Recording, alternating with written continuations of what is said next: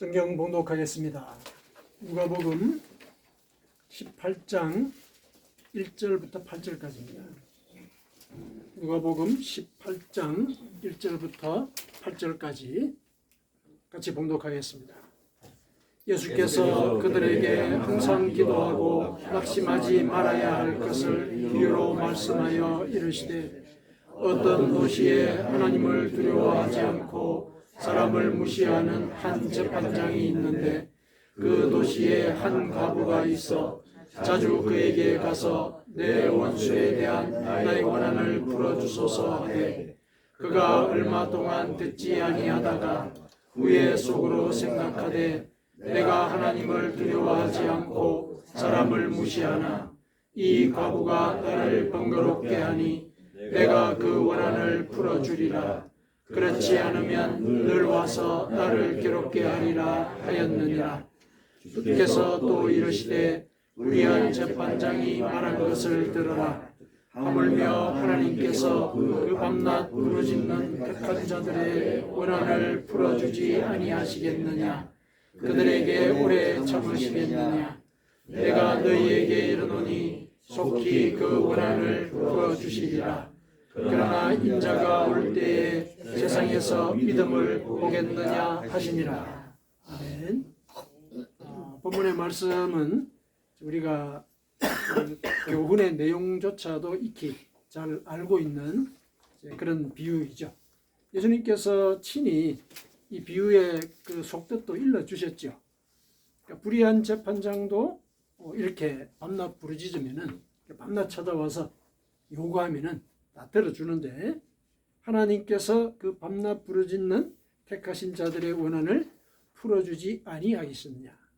이 비유를 드신 그 뜻을 일러주셨죠.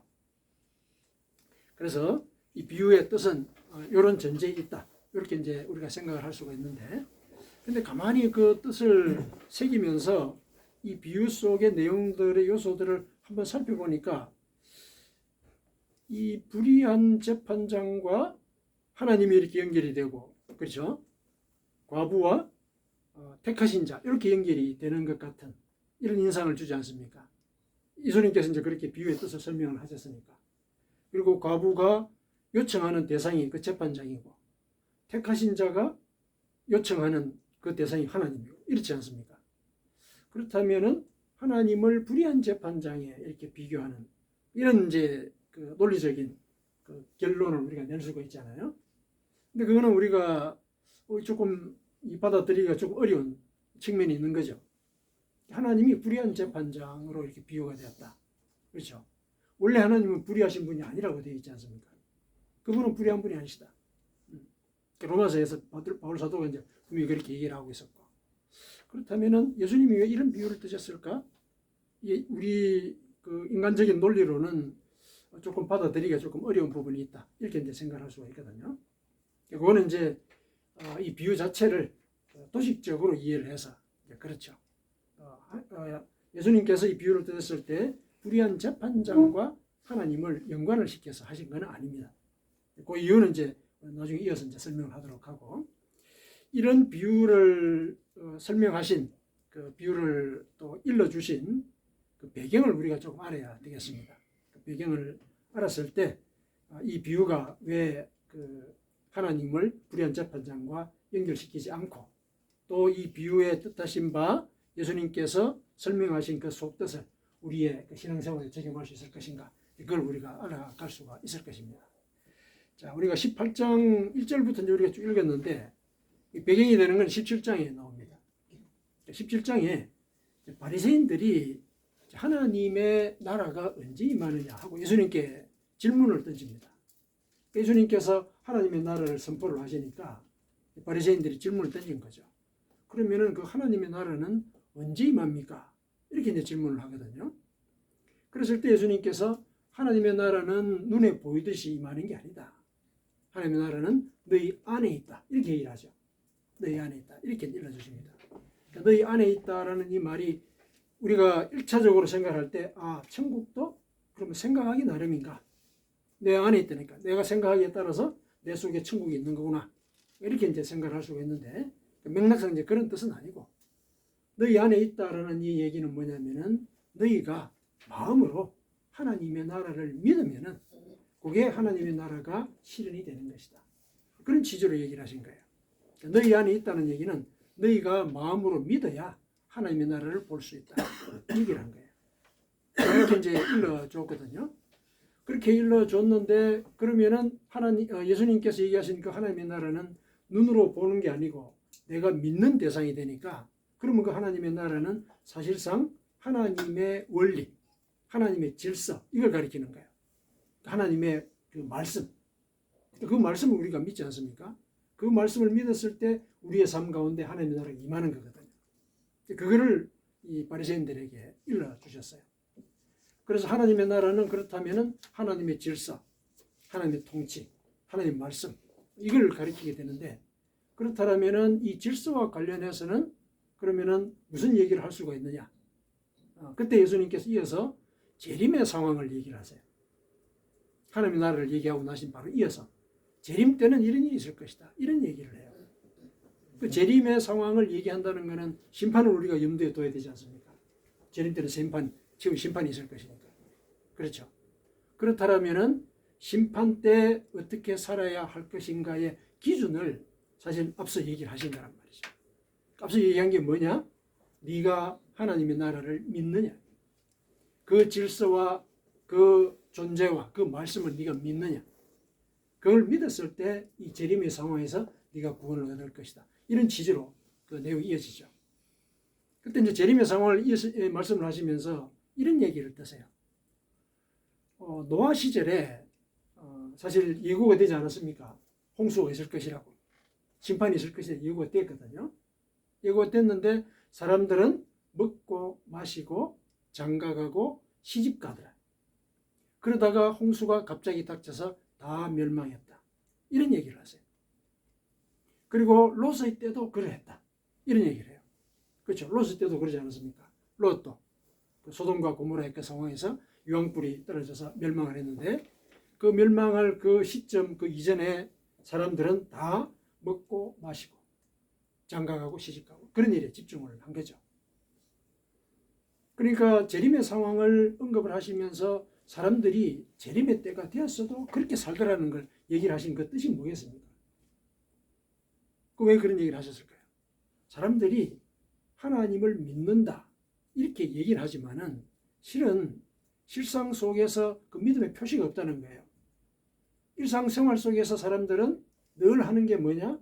먹고 마시고 장가가고 시집가는 일, 여기에 집중한다는 얘기예요.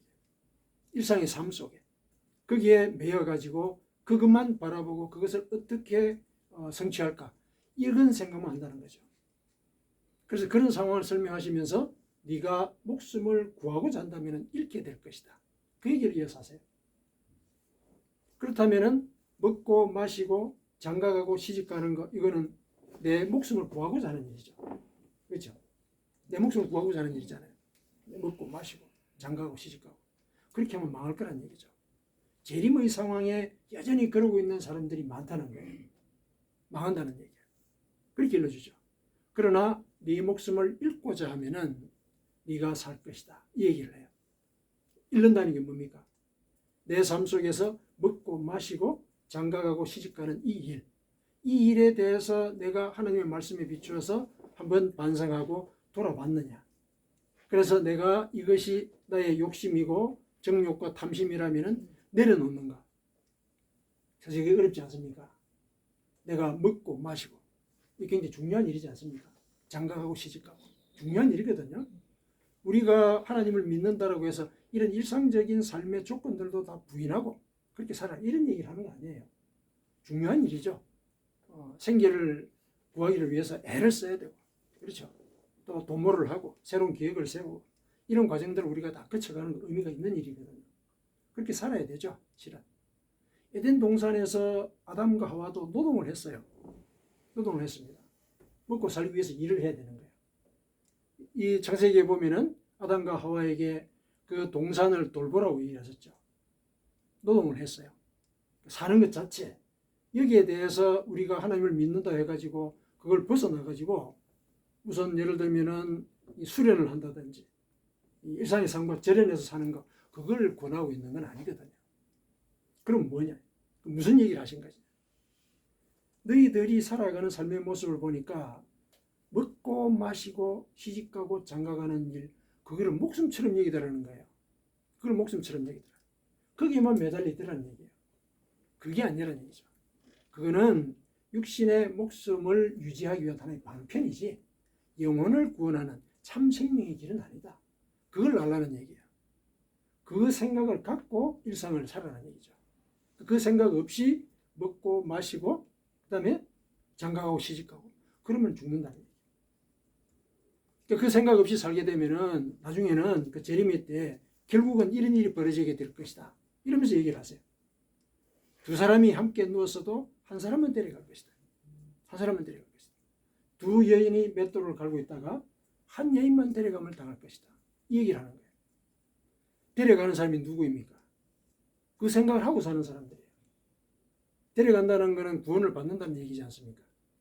그 나머지는 독수리가 있는 곳에 있게 될 것이다.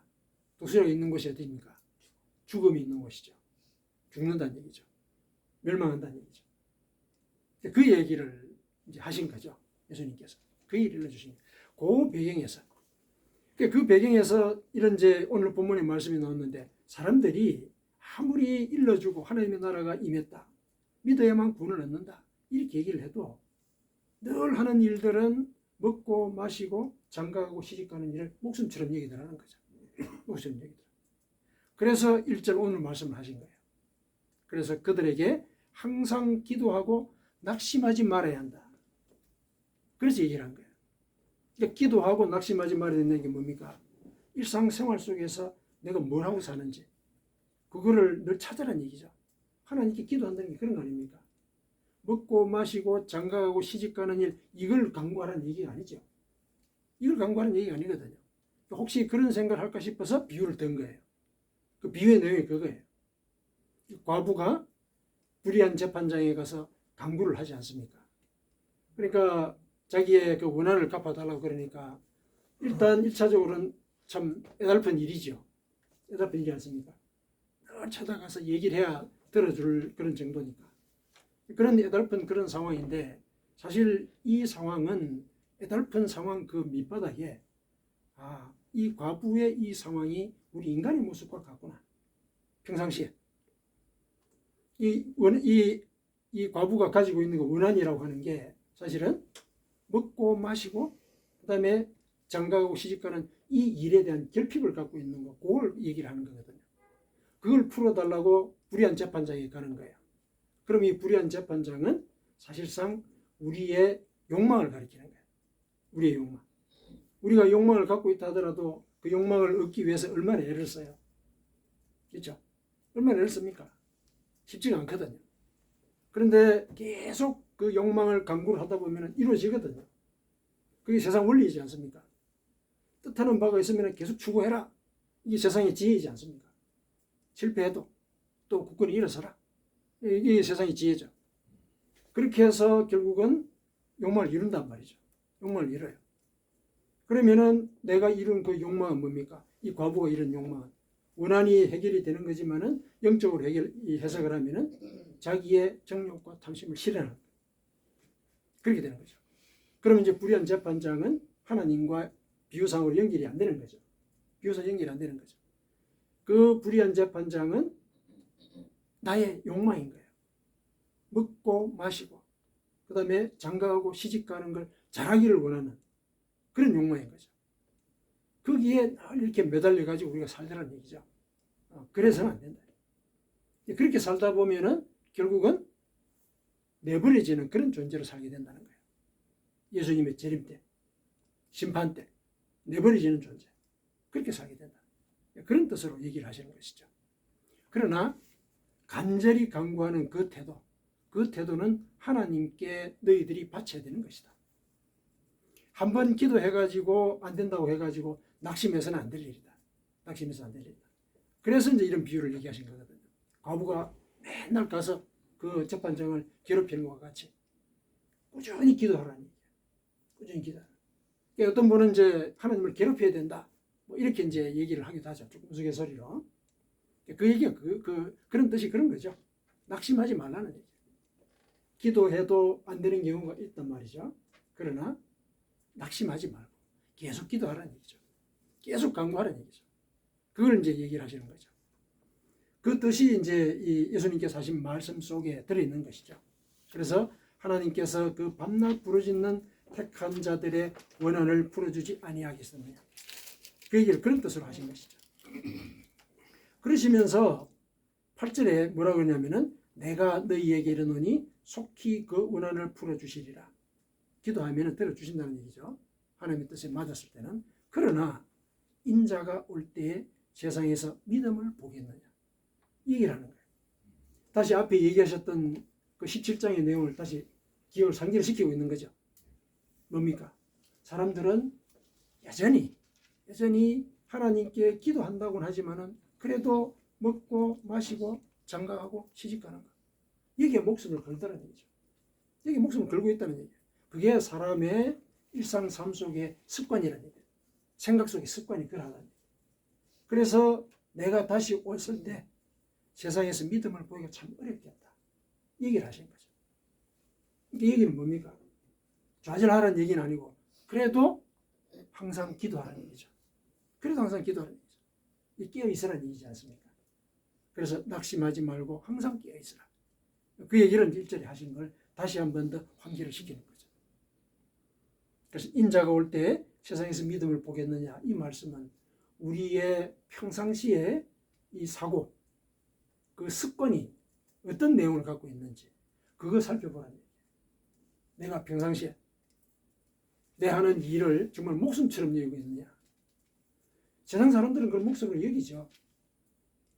영적인 세계를 모른다면, 그렇죠. 하나님을 믿지 않는다면 그게 이 땅에서 목숨을 유지할 길이니까. 그래서 그 목숨을 구하려고 하지 않습니까? 그러나 예수님께서 분명히 말씀을 하시죠. 그런 목숨을 구하려고 하는 것은 자기의 목숨을 잃는 것이다. 거기 일러주시죠. 그래서 이 상황 속에서 우리가 염두에 둬야 될 게 뭐냐. 우리가 몇 번 이제 우리가 환기를 시키는 내용이 있지 않습니까? 폴 부여자가 늘 얘기한 게 얘기 있죠. 생각하면서 살지 않으면 사는 대로 생각한다. 우리 늘 기억을 해야 됩니다. 생각하지 않고 살지 않으면 하나님께서 뭘 원하시는지, 내 삶을 통해서 이루고자 하시는 게 뭔지, 그리고 내가 마음속에 정말 하나님 나라를 믿고 있는지, 그래서 내 마음속에 하나님의 나라가 있는지 이건 늘 생각을 해야 된다는 얘기죠. 생각을 해야만이 생각대로 사는 거예요. 생각을 안 하면은 사는 대로 생각하는 거예요. 사는 대로. 우리는 그걸 기억을 해야 됩니다. 내 육신의 습관이 내 영혼을 관장해서는 안 되는 것이죠. 내 영혼의 습관이 내 육신을 통화하는 그런 삶을 살아야 되는 것이죠. 그 얘기를 하고 있는 예수님께서. 그래서 항상 기도하라는 그 얘기는 항상 나를 돌아보라는 얘기죠. 나를 돌아보라. 물론 이제 돌아보는 데 있어서 우리는 이 육신의 눈을 또 갖고 있는 존재여서 늘 또 정욕과 탐심의 유혹을 받지 않습니까? 받거든요. 그런 것들이 조금 어려운데 그런 상황 속에서도 우리가 낙심을 하지 않을 수 있는 이유는 돕는 자가 있잖아요. 우리의 기도를 돕는 자가, 깨닫게 하는 자가 있잖아요. 그렇죠. 성령이 계시거든요. 예수님께서 하신 말씀이 그거 아닙니까? 너희가 악한 자라 하더라도 자식이 먹을 걸 달라 그러면 어쨌든 좋은 걸 주지 않느냐? 생선을 달라 그러는데 뱀을 주느냐? 그렇지 않느냐? 하물며 그 택하신 자가 간구하는데 성령을 선물로 주지 않겠느냐? 노후 11장 13절에 나온 말씀이죠. 성령을 간구하라는 얘기죠. 그러면 성령께서 우리가 뭘 기도해야 될지 가르쳐 주시고 또 어떻게 살아야 될지 그 바른 길을 일러 주시죠. 이사야서 30장 21절에 그렇게 얘기를 하고 계시죠. 너희가 환난의 물과 환난의 떡을 마실 것이다. 괴로울 것이라는 얘기죠. 힘든 일이 있을 것이다. 그랬을 때 너희들이 먹고 마시고 장가가고 시집가는 일 거기에만 목숨을 걸어서는 안 된다. 그래서는 안 된다. 그런데 내가 이렇게 말은 하지만은 그냥 내버려 두지는 않겠다. 그렇게 너희들이 환난을 겪는 동안에 내가 너희들의 선생은 숨기지 않겠다. 이런 얘기를 하셨죠. 너희들의 스승은 숨기지 않겠다. 그 스승이 너희 귀 뒤에서 바른 길을 일러줄 것이다. 이리로 가라. 얘기할 것이다. 이사야 선지자를 통해서 하나님께서 약속하신 얘기죠. 우리가 강구를 할 때 성령이 내 귀 뒤에서 이 길로 가라. 이것이 옳은 길이다. 일러주신다는 얘기죠. 그래서 우리가 늘 강구를 할 때 성령께서 나를 인도하시기를. 그래서 성령이 나를 대신해서 기도할 때 우리는 사실상 항상 기도할 수가 있고 낙심하지 않을 수가 있는 겁니다. 그거를 예수님께서 제자들에게 일러주신 것이죠. 더불어 바리새인들에게 일러주신 거예요. 바리새인들은 하나님의 나라가 다윗 왕국의 재현, 그런 생각이 늘 갖고 있는 거죠. 그 메시아가 눈앞에 와서 다윗 왕국의 그 영광을 재현을 할 것이다. 이런 생각을 갖고 있는 거죠. 그거는 먹고 마시고 장가가고 시집가는 일, 거기에 목숨을 거는 것과 같다. 그렇지 않다. 하나님의 나라는 네가 정말 그것을 믿느냐, 거기에 관건이 달려있는 그런 마음속의 문제다. 그 얘기를 예수님께서 바리새인들에게 일러주신 겁니다. 그래서 오늘 이 비유를 통해서 우리가 우리 자신의 삶을 돌아보는 그런 계기를 가져야 되겠습니다. 그래서 우리는 내가 과연 내 마음에 하나님의 나라가 있는 자인지, 이때 하나님의 나라는 하나님의 말씀을 따른다는 얘기죠. 하나님의 질서를 따른다는 얘기죠. 내가 정말 그렇게 하려고 애를 쓰느냐, 그걸 우리가 살펴볼 수 있어야겠습니다. 예수님께서도 그 상황이 어렵다는 걸 알고 계세요. 그러니까 인자가 왔을 때 그 믿음을 보겠느냐, 이렇게 얘기를 하신 거죠. 이거는 지적하고 또 이렇게 비판하는 그런 취지의 말씀이 아니죠. 너희 상황을 내가 알고 있다는 얘기예요. 너희 상황. 믿음을 갖기가 참 어렵다는 걸 알고 있다. 하지만은 그럼에도 불구하고 항상 기도해라. 그리고 낙심하지 말아라. 이 예수님께서 우리에게 이 땅을 살아가면서 믿음을 지키고 하나님의 나라의 시민권을 가진 자로서 우리가 영광을 얻게 될 그 순간에 대한 하나의 이정표로 우리에게 주신 말씀입니다. 이 말씀을 우리가 염두에 두십시다. 그러시면서 이제 우리가 지향해야 될 바를 예수님께서 일러주시지 않습니까? 누가복음에는 이제 그렇게 또 다른 말씀을 읽지 않으시지만은 마태복음에는 그렇게 얘기를 하고 계시죠. 마태복음 6장에 너희가 먹고 마시고 그 다음에 입을 것, 이걸 염려한다. 근데 그거는 이방인들이 구하는 것이다. 이방인은, 여기서 이방인은 하나님을 모르는 자들이죠. 하나님을 모르는 자들이 먹고 마시고 자고 어떻게 살 것인가, 이런 걸 고민을 한다. 그러나 너희들은 하나님이 선택한 자들이다. 그런 거 염려하지 마라. 그런 걸 염려하는 자가 믿음이 적다고 그런 얘기를 듣는 것이다. 정말로 그 믿음을 가지려고 하는 그런 사람들은 하나님의 나라와 그분의 의로움을 먼저 구해라, 이런 얘기를 하죠. 그러니까 하나님의 질서를 먼저 구하라는 얘기예요. 그분의 말씀을 따르는 얘기예요. 그렇게 했을 때 이 모든 것을 너에게 더할 것이다. 여기서 이 모든 게 뭡니까? 이 모든 게 먹고 마시고 또 입고 장가가고 시집가는 거죠. 이걸 해 주시겠다고 약속을 하신 거죠. 그래서 우리가 마음속에 늘 생각을 해야 될 거, 하나님의 나라와 그분의 의로움, 그분이 내 죄를 사해 주셨고 사해 주신 그 뜻은 내가 일상생활 속에서 정욕과 탐심을 십자가에 못 박는 그런 삶을 살아야 된다.